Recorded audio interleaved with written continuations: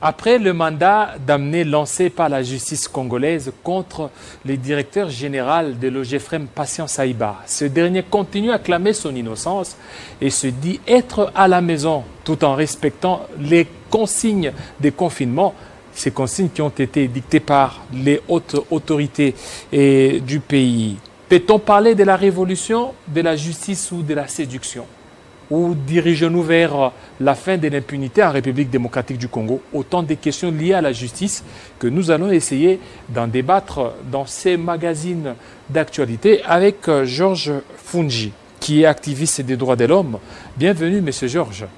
Merci beaucoup, très content d'être parmi vos invités du confinement. Voilà, les invités du confinement, vous l'avez bien dit. Il y a cette actualité, l'actualité sur la riposte de coronavirus. Chaque jour, les nombres ne fait qu'augmenter. Est-ce que la riposte est vraiment suffisante?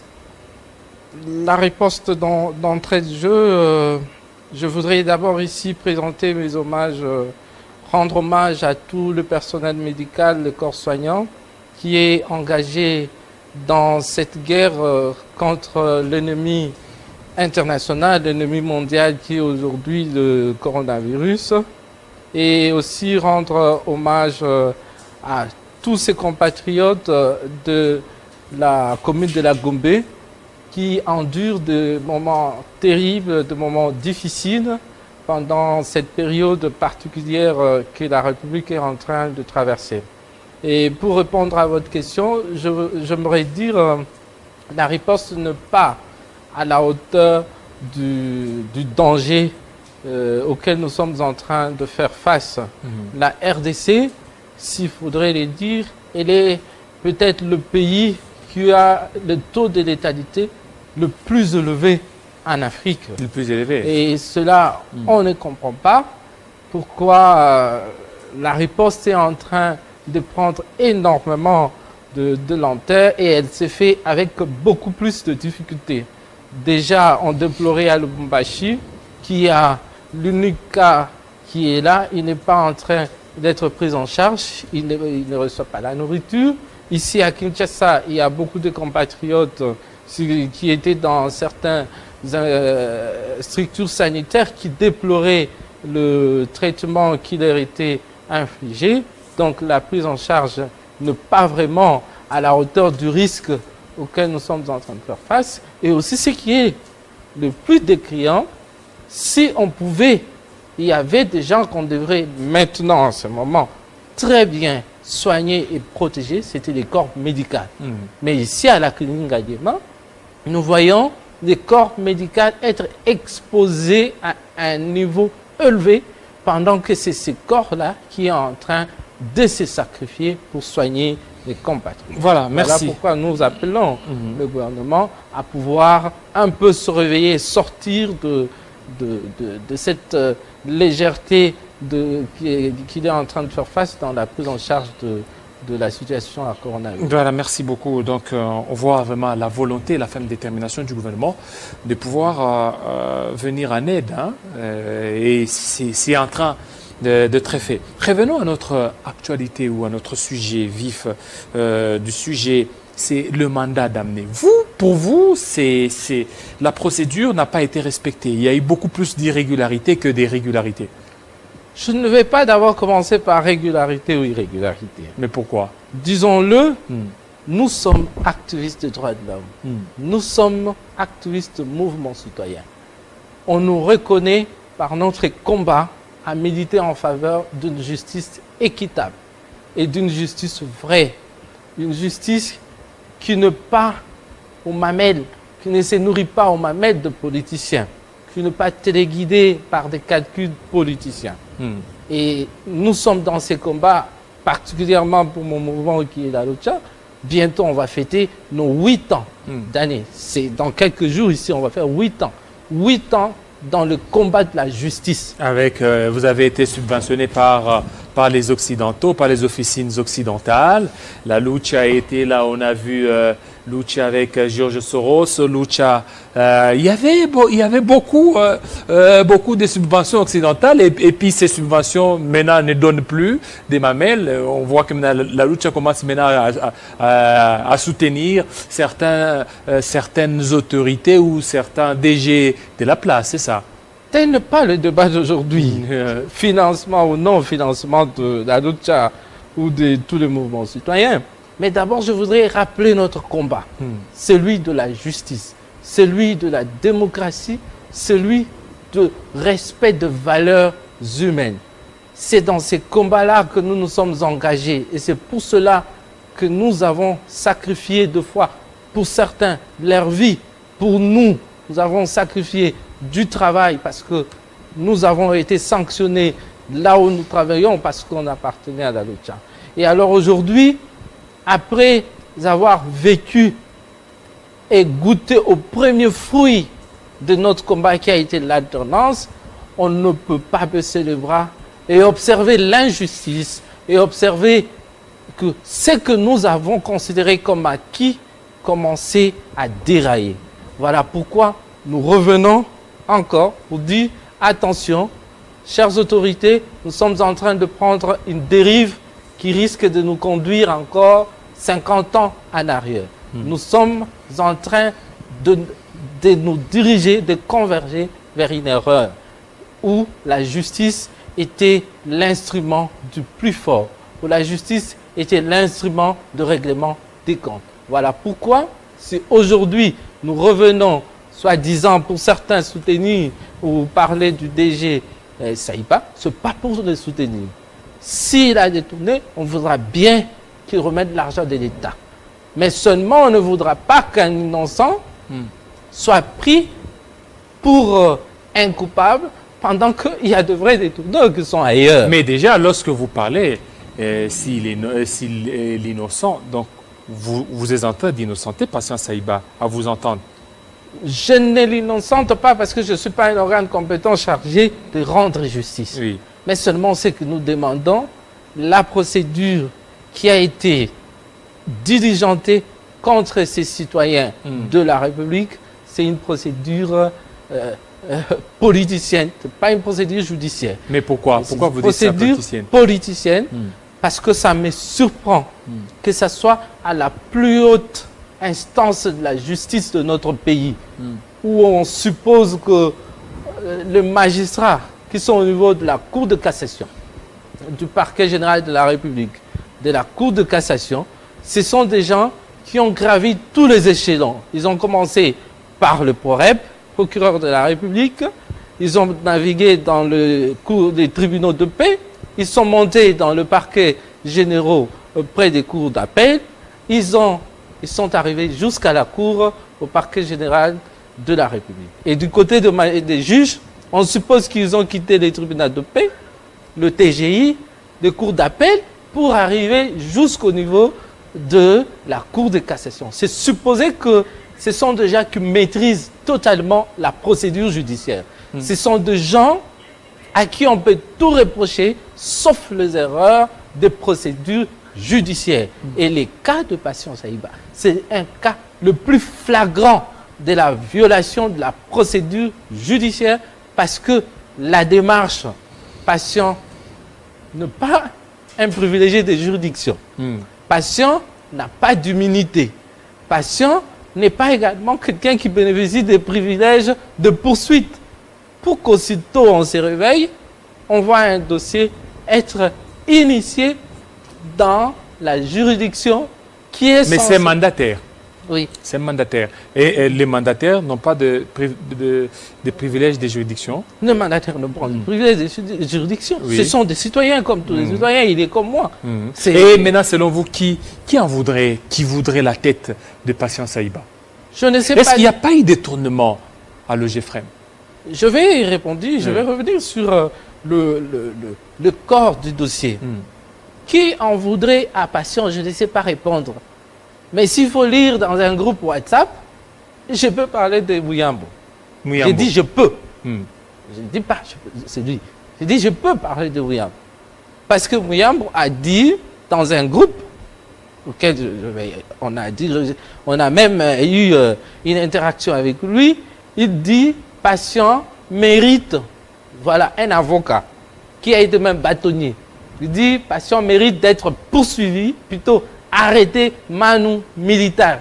Le mot, c'est ça. Ça, c'est un point de vue qu'il a émis. Est-ce que le fait de mettre un point de vue, vous accusez l'autre? Non. Il a émis on a la liberté d'opinion, effectivement, la liberté des pensées. Il dit, d'abord, le mot, c'est quoi? Mérite d'être poursuivi et arrêté manu militaire. C'est compte tenu des informations qu'il détient, qu'il détiendrait. Dans quelle loi de la République on peut dire d'un citoyen que tel mérite d'être arrêté manu militaire? Et pour quel intérêt il faut dire Mouyambo, c'est un acteur politique. Oui. Un acteur politique de sa trame. Pour quel intérêt il voudrait la tête de Patient Saïba? Lui, il a le Lubumbashi, il fait ses affaires, il est avocat. Parmi les dossiers qui sont évoqués, c'est notamment le dossier de Lubumbashi, du Haut-Katanga avec le port sec de Kasumbalesa. Oui. Donc, peu importe qu'il soit à Kisangani, d'où je venais, peu importe qu'il soit à Kabea Mwanga ou à Louise, ou je ne sais où, mais seulement le degré de l'engagement de ses compatriotes, on se connaît en politique. Je suis activiste de mouvement citoyen, je connais qui est ce monsieur-là dont je parle, monsieur Mouyambo. Je les connais. Et ici, je vais profiter peut-être de camarades de Télé 50 pour lui dire, je suis parmi les gens là. Peut-être pas directement, mais dans le groupe de ceux-là qui sont proches de lui pour un point de presse dans 48 ou 72 heures. Je l'ai dit ici. Et si seulement cette démarche-là, de point de presse contre une certaine personnalité, arrivée au point culminant, je reviendrai ici avec des preuves à l'appui, mais pas seulement ici cette fois-ci, nous serons aussi devant la justice pour demander à ce que désormais ça s'arrête l'instrumentalisation de la jeunesse pour que certains acteurs politiques se règlent des comptes. On instrumentalise la justice, on instrumentalise la jeunesse et on profite de notre combat pour la démocratie, pour nous engager dans des querelles politiciennes. C'est comme si nous étions devenus de militaires, de politiciens. Et maintenant, dans l'affaire Saïba, où est-ce qu'il y a eu l'instrumentalisation de la jeunesse? L'instrumentalisation, c'était dans ce que j'étais en train de dire. De la jeunesse? Pas d'abord, au niveau de la justice, l'appareil judiciaire. Oui, non, je veux d'abord savoir au niveau de la jeunesse. Au niveau de la jeunesse, oui. Est-ce que il y a un acteur politique qui est en train de contacter mes camarades pour une sortie médiatique en groupe d'ici 48 heures. Et ce monsieur-là est parmi les gens que nous le voyons toujours, si pas parler de Saïba, parler des autorités du FCC, pousser certains dossiers de justice, en parlant tantôt du général d'armée Numbi, tantôt avec M. Albert Youma. Et déjà, je peux vous informer, pour le cas de M. Mon aîné, le plus séant que moi, parce que je suis aussi de la profession d'avocat, il dit quoi? Il est en audience, en procès. Il y a le syndicat de la JICAMI qui lui intente un procès parce qu'il a porté des diffamations graves contre ces personnes pour dire qu'ils ont été corrompus par M. Albert Youma. Donc, on peut désormais dire dans tout dossier judiciaire lié au FCC ou à un dignitaire du FCC, je ne vois jamais la main de Mouyambo loin. Si ce n'est pas Youma, toujours Mouyambo. Si ce n'est pas John Numbi, c'est toujours Mouyambo. Si ce n'est pas aujourd'hui Saïba, c'est toujours Mouyambo. Si ce n'est pas le monsieur que je ne connais pas trop bien le nom, monsieur Némi Mounania, c'est toujours Mouyambo. Mais on s'est dit, est-ce que son engagement dans des dossiers judiciaires contre les personnalités d'un camp politique... Est-ce que ce n'est pas parce qu'il veut aussi faire une revanche?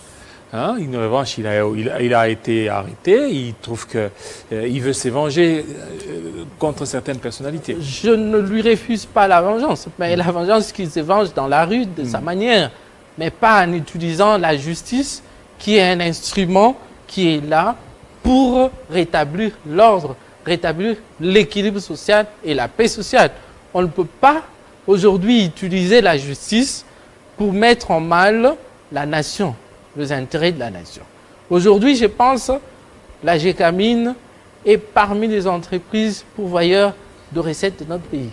Mais à un certain moment, on voit depuis 2019, les recettes de cette entreprise tendent vers la chute. Pourquoi? Parce que les autorités de la GECAMINE sont tellement emmerdées par des procédures judiciaires inutiles, motivées politiquement par des considérations politiques, et on voit l'entreprise risquer de commencer à sombrer. Voilà, dans revenons. On craint également, s'il vous plaît. Nous craignons qu'il en soit également le cas pour le GFREM, et demain pour la DGDA, et le lendemain pour la DGI et d'autres entreprises. Mais pourquoi? Est-ce qu'à le GFREM, il n'y a que Patience Saïba qui pourra diriger cette entreprise? Il y en a d'autres. Si Saïba n'est pas là, d'autres seront là. Avant lui, il y en avait d'autres.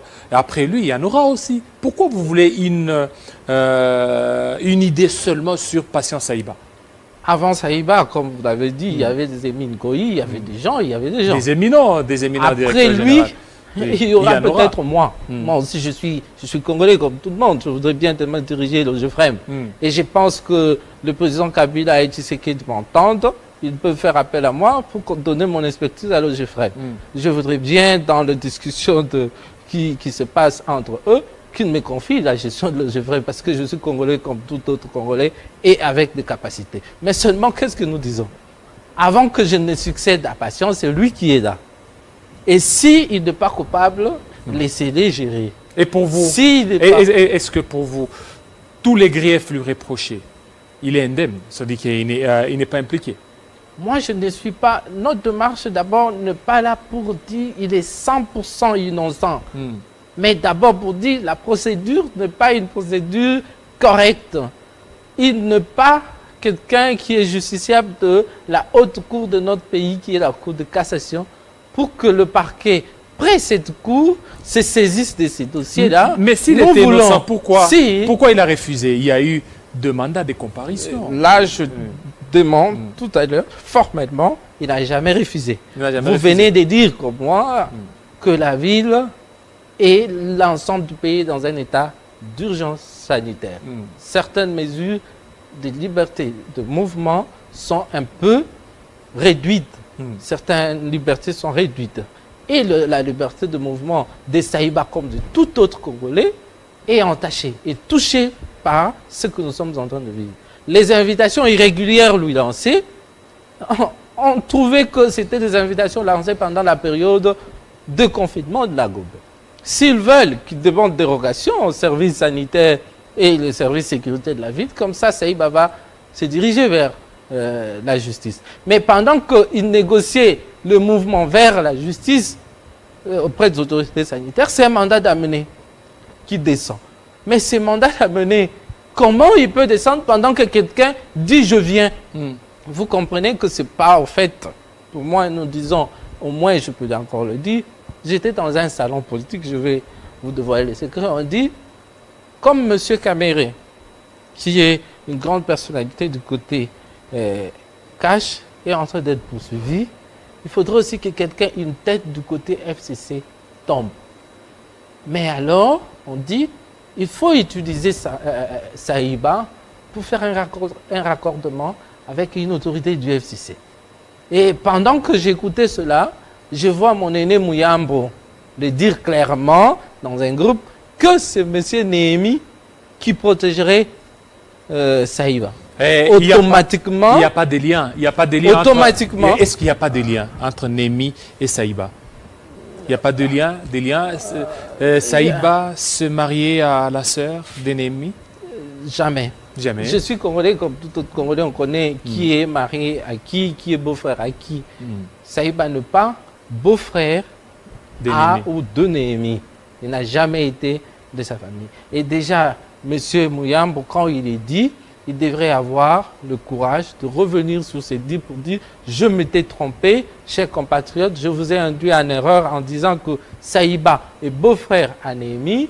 Je m'excuse, je retire ses propos. » Il devrait avoir l'amabilité. Mais aujourd'hui, imaginons qu'on portait plainte contre Mouyambo pour propos diffamatoires. Qu'est-ce qu'il dira? parce que je suis dans l'opposition et c'est un acharnement maintenant. Non, il ne faut pas tenir de propos qui ne sont pas vrais pour que lorsque celui-là voudra restaurer la vérité, qu'il soit dit, non voilà, ils sont en train de me menacer parce que je suis dans l'opposition. Et ici, je dirais au ministre de la Justice, Tunda, si, monsieur le ministre, faites un peu un effort de bien gérer les prisons de notre pays.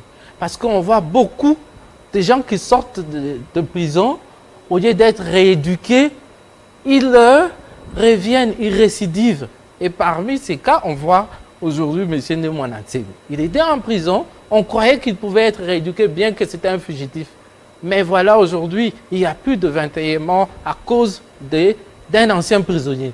Et nous craignons qu'il en soit également le cas pour celui-là, pour cet homme politique-là. Il était en prison, Muyambo, au lieu qu'en sortant de la prison, il soit un modèle qui récidive et qui ait encore d'autres cas de face derrière lui.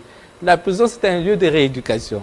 Je crois, s'il avait des problèmes avant et qu'il avait un certain problème, je crois, après la sortie de la prison, il devrait être l'homme le plus discipliné et le mieux éduqué de toute la République.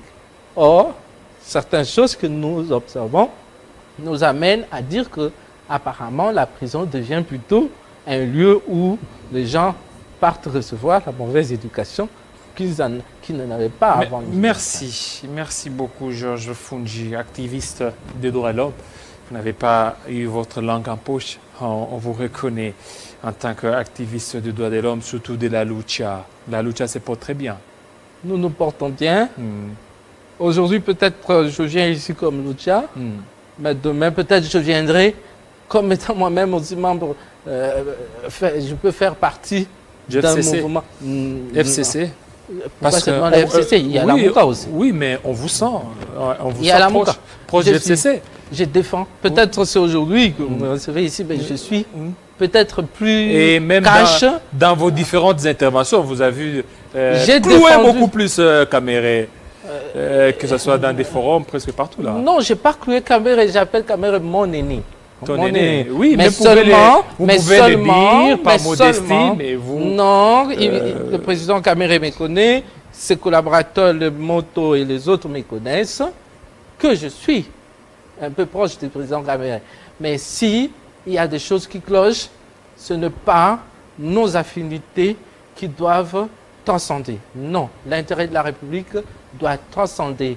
J'ai un ami qui aime beaucoup le dire souvent, Jean-Pierre Moulumba. Il dit souvent la nation avant Georges. Quand on a un petit débat, il dit non, moi je préfère la nation avant Georges. Bien que je suis tout le temps avec Georges, mais je dois privilégier la nation. Voilà, donc, privilégions la nation pour l'intérêt de la République démocratique du Congo. Et c'est ça la versatilité de vous, hommes, entre guillemets, hommes politiques. Aujourd'hui, vous êtes lucha, activiste des droits de l'homme. Demain, vous serez un militant. Tout à l'heure, vous venez de le dire, peut-être demain, vous serez... peut-être président d'un parti politique. Voilà, c'est ça. C'est ça. Donc, c'est quoi votre idéal? Tantôt activiste, tantôt politicien. Alors, vous nous induisez en erreur, vous induisez ceux qui vous suivent. Maintenant, c'est quoi l'essence de votre combat? Le mouvement citoyen n'est pas incompatible à la politique. Parce que on dit citoyen. Donc, cette action... Vous avez combattu beaucoup le FCC.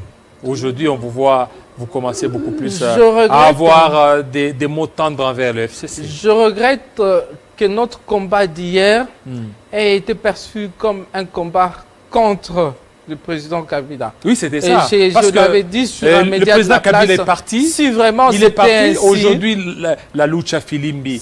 Vous ne parlez plus, hein? J'ai dit, parce que l'homme est parti. S'il était ainsi, que notre combat était un combat contre le président Kabila, j'avais dit, Monsieur le Président, nous nous en excusons. Mais seulement, hein, si c'était ainsi, mais je pense que le combat était pour le Congo et rien que pour le Congo.